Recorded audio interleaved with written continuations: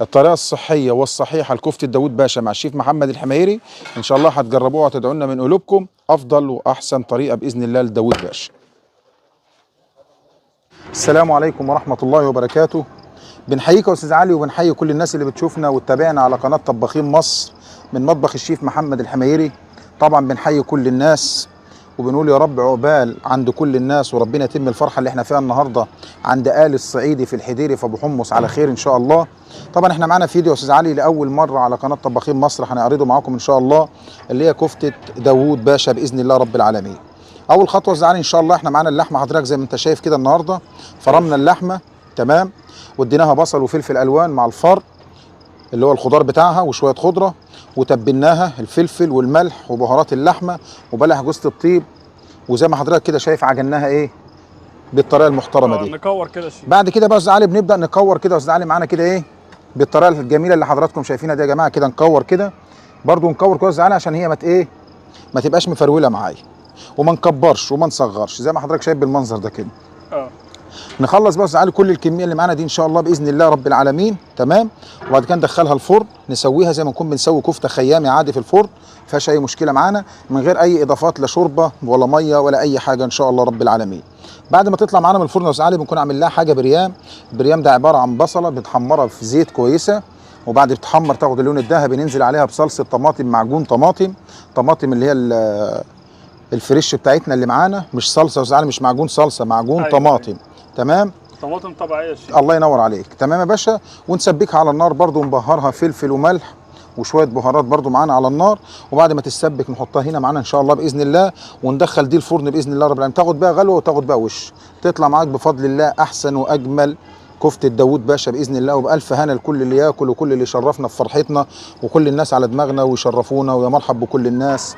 طبعا يا استاذ علي برضو احنا النهارده باذن الله رب العالمين معانا اصناف كتير ان شاء الله رب العالمين، ومعانا حاجات كتير، بس احنا مش هنسبق الاحداث، احنا هناخد حاجه كده. وليكن خدنا الفيديو بتاعنا اللي هو داوود باشا، بعد كده هنستعرض معاكم برضو سفرتنا الجميله ان شاء الله المحترمه، وكل المكونات اللي هتبقى عليها وكل الحاجات اللي هتبقى عليها ان شاء الله. برضه الشيف واحده واحده كده، يعني بالنسبه للحمه قد ايه السمين وقد ايه اللحمه الحمراء؟ بص يا استاذ علي، والله احنا بالنسبه لنا احنا في الشغل احنا ما بنحاولش نهدر حاجه. يعني ايه ما بنحاولش نهدر حاجه؟ يعني احنا بنحاول اي كميه سمين عندنا بدل ما لهاش لازمه في الشغل نستغلها معانا في الكفته تمام. فاحنا طبعا عشان هي هتستوي في الفرن اوريدي ما فيهاش مشكله، وهتجيب الادام اللي فيها كله في الفرن وتسوي نفسها، فهي حتى لو فيها نسبه سمنه عاليه شويه مش هزعلنا في حاجه. ولكن احنا بنقول مثلا الثلاث ارباع لحمه والربع سمين ما فيهوش مشكله معانا، التلتين والتلت برده ما فيهوش مشكله معانا، ولو حكمت ومشت برده الظروف وبقت النص والنص برده ما فيهاش مشكله معانا بالنسبه لكفته داوود باشا. اما بالنسبه لكفته زعل اللي هي الثانيه العاديه بتاعتنا الشوايه دي، لازم على الاقل يكون فيها التلتين والتلت او الثلاث ارباع والربع باذن الله. ثلاث ارباع لحمه شيف. ايوه ثلاث ارباع لحمه والربع سمين. بعد كده المكونات اللي احنا ضفناها يا شيف بالنسبه للخضار. هنا بالنسبه للخضار هنا احنا ضفنا بصل وفلفل الوان وشويه فلفل سبايسي وشويه خضره استاذ علي بنعملهم بالسكينه زي ما حضرتك شايف كده. ايوه كل ده في المفرمه ما فيهوش اي مشكله. وش ولا وشين؟ لا وشين عشان تبقى ناعمه معانا شويه. تبقى ناعمه معانا شويه. احنا عايزينها تبقى ناعمه عشان ما تفرولش. تمام. طب بالنسبه للكفته دي يا شيف هتخس شويه؟ لازم هتصغر شويه معانا في الفرن. هتبقى اصغر من كده شويه في الفرن عشان نسبه السمين اللي فيها. بالظبط كده. علما ان هي بلدي كلها ان شاء الله وزع عليه. ايوه ما فيهاش مستورد. لا ما فيهاش مستورد خالص من بره.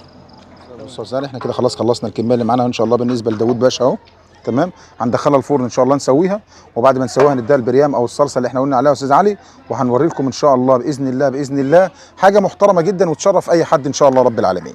تمام. احنا ندخلها كده الفرن يا شيف مفيش اي اضافات؟ لا مفيش اي اضافات، هي هتسوي نفسها ان شاء الله باذن الله. انا بشوف ناس يا شيف احيانا بيضيفوا ميه. لا مفيش الكلام ده خالص يا علي، مفيش منه ان شاء الله. هي هتخش هي ان شاء الله هتخش على كده وهتستوي، وهوريها لك برضه يا استاذ علي ان شاء الله باذن الله. وبعد كده نكمل شغلها ان شاء الله. هي مع الباشا. تسلم ايدك يا شيف حبيبي. كده كفته داوود باشا اهي بعد ما دخلت الفرن وطلعت. بص يا استاذ علي احنا كده الحمد لله رب العالمين اهو سوينا الكفته اهي بالمنظر الجمالي ده كده يا جماعه اهو يا استاذ علي. كفته معانا اهي خست يا شيف. لا هي لا كبيره. بص يا استاذ علي هي لا كبيره كده ولا صغيره. هو ده ايه معلش يعني اللي يجي ياكل يعرف ياخدها في لقمه او يعرف ياخدها في معلقه، ده اللي انا بدور عليه برضو، انك تعرف تاكل معلش مع احترامي ليك من غير ما ما تبهدل الدنيا حواليك. تمام. معانا هنا بقى يا استاذ علي البريام اللي احنا عاملينه اهو. ده واحده واحده شيف عرفونا بقى. اللي هو بصلايه متحمره على النار في شويه زيت، وبعد كده نزلنا الطماطم معجون الطماطم اللي احنا عاملينه ببهاراتها وسبكناها على النار ببصلايه كده زي ما حضرتك شايف. نبدا بقى نعمل ازاي يا استاذ علي؟ هنعمل كده، هنسقسق بقى يا استاذ علي كده اهو. بص يا باشا كده اهو، نبدا بقى ناخدها كده على الهادي معانا كده يا استاذ علي كده اهو، بالطريقه الجميله دي كده ان شاء الله باذن الله. طبعا دي اللي بتعلي تستها خالص طبعا ما شاء الله هتلاقي تيست محترم خالص باذن الله رب العالمين يعني. بالطريقه دي كده يا استاذ علي كده اهو.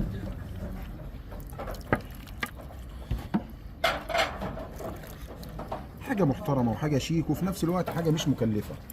انا خدت 5 كيلو مفروم معايا من الشغل عادي خالص تمام. ايوه. وايه وظبطتهم معايا اهو زي ما حضرتك شايف بالطريقه دي كده يا استاذ علي. اعتقد ان انا مش عايز لا احسن ولا اجمل من كده ان شاء الله باذن الله رب العالمين. طبعا دي تتاكل برز، تتاكل بعيش، تاكل برز، تاكل بمكرونه، تاكل بعيش. بص يعني زي ما حضرتك عايز. شد كده شد بعد اذنك. ايوه استاذ علي المنظر الجمالي ده كده. خش يا باشا اهو. تاخد وش بقى شيف وتطلع تاخد وش وشغاله معانا على طول. وايه وتطلع على الغريف جاهزه معانا باذن الله رب العالمين. وتشتغل كده برضه يا شيف؟ تشتغل عادي ما فيهاش مشكله خالص. ايه المشكله؟ بس تاخد الوش تكون احسن يعني. غلوه لما تاخد غلوه بقى في الفرن بالصوص اللي احنا عملناه ده ساعه تبقى اشيك ان شاء الله واحسن باذن الله. تمام. كده ان شاء الله هنشوف الكفته اهيت بعد ما خدت وش الجميل ده.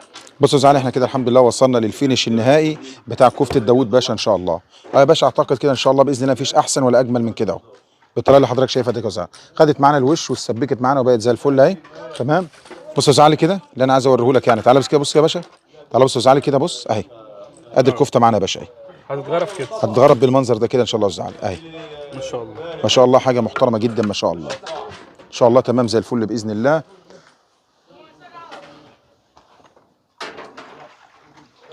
لأول مرة على قناة طباخين مصر حصري مع الشيف محمد الحميري كفتة داوود باشا بالطريقة الصحيحة والصحية إن شاء الله. اللي هيجربها يدعي لنا من قلبه بمشيئة الله تعالى. كده الشيفات بدأت غرفة اهو شايفين ما شاء الله. بص يا زعلي احنا معانا سيرفيز المشكل اهو يا باشا ان شاء الله معانا اهو النهارده يا زعلي. تعالى بقى كده المحاشي اهي بشاميل اهو، محاشي ثانيه، اللحمه بتاعتنا، الشيش، الكفته، البونفريت، طبعا معانا من خيرات الله كله يا زعلي اهو بفضل الله رب العالمين. السيرفيز بتاعنا بالمنظر الجميل ده. بص يا زعلي كده، بص يا زعلي كده، بص سوى اللحمه، بص يا زعلي، بص سوى اللحمه، بص ما شاء الله دايبه بص يا زعلي. الشغل يا باشا معايا الشغل اهو.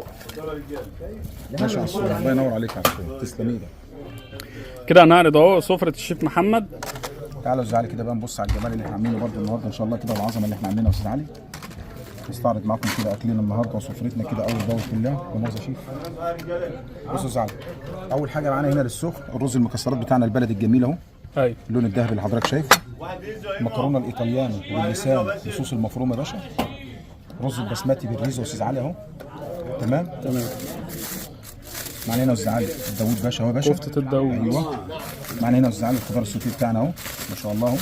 بالطريقه دي كده معانا الباشا اهي. اتفضل كده يا باشا اهو. برضه هنا داوود يا استاذ علي اهو. طب احنا بنقفل كده يا شيف عشان الاكل تاني ايوه سخن. عشان يفضل سخن. بص علي برضه السوتيه اهو. تمام. معانا هنا الكفته يا استاذ علي بتاعت الفحم اهي زي ما حضرتك شايف بالطريقه دي كده اهي. ايوه يا استاذ علي. معانا الشيش برضه بالطريقه دي كده يا استاذ علي اهو. معانا البشاميل، معانا اللحمه بتاعتنا تمام. معانا برضو المحاشي بتاعتنا يا استاذ علي زي ما حضرتك شايف كده بالظبط. معانا هنا طبق الكاستر بتاعنا يا استاذ علي اهو. معانا سلطه فواكه يا استاذ علي اهي تمام. معانا سلطه خضراء، معانا فول وزيتون، معانا طحينه، معانا عيش نسوخ، معانا كل حاجه على الترابيزه ما شاء الله مش ناقصه اي حاجه ما شاء الله زي ما حضرتك شايف كده بالظبط. ما شاء الله. ما شاء